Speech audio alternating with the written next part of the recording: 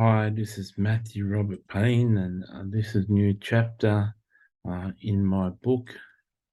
And the book is called 71 Powerful Writing Habits That You Can Learn from Self-Publishing 91 Books. And this is chapter 28. And this chapter is show people who you are. Don't just write knowledge that you know.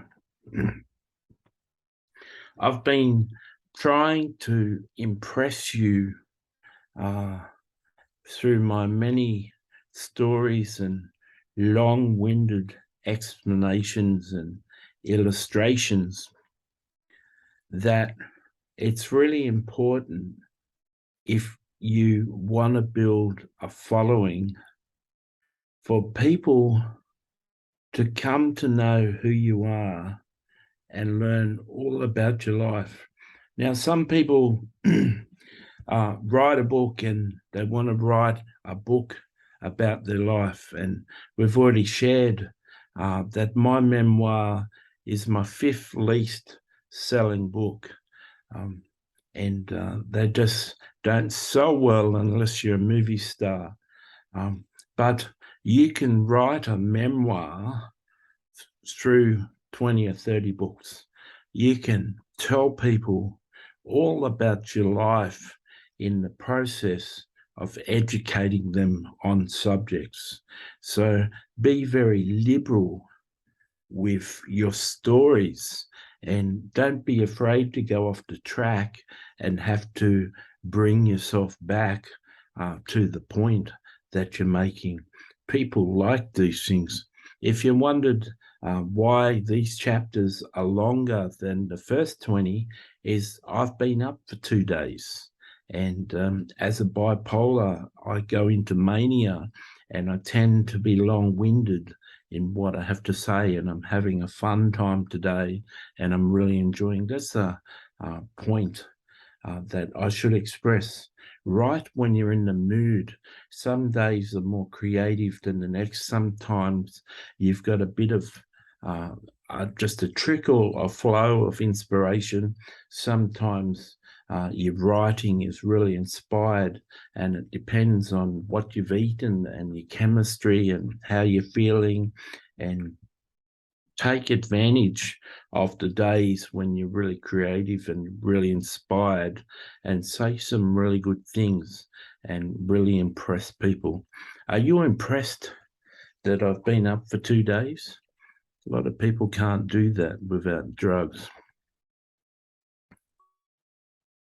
So that's who I am. I'm bipolar.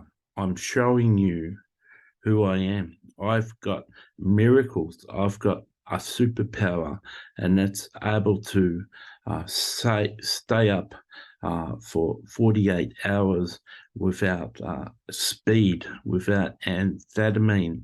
I can, the longer I stay up, the more chemical is pumped in to my system to make me more alive and feeling happier, and I'm really joyful.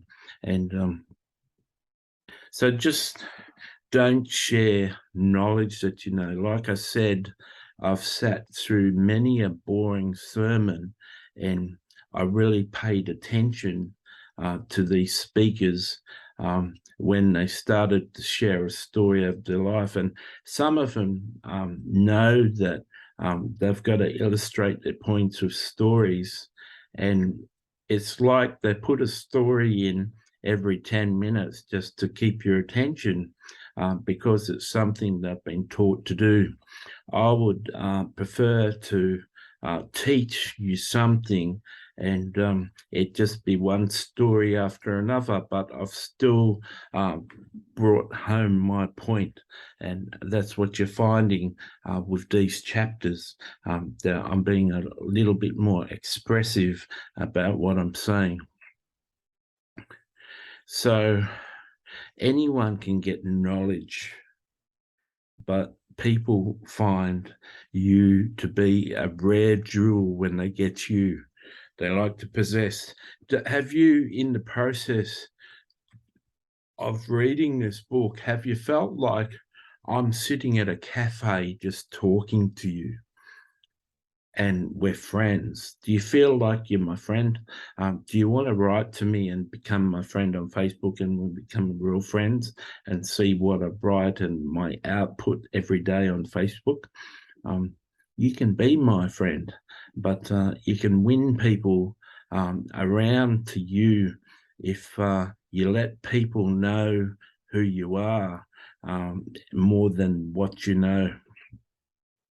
And you'll learn to wield a lot of authority and power to influence in people's lives the more they endear themselves to you through your stories.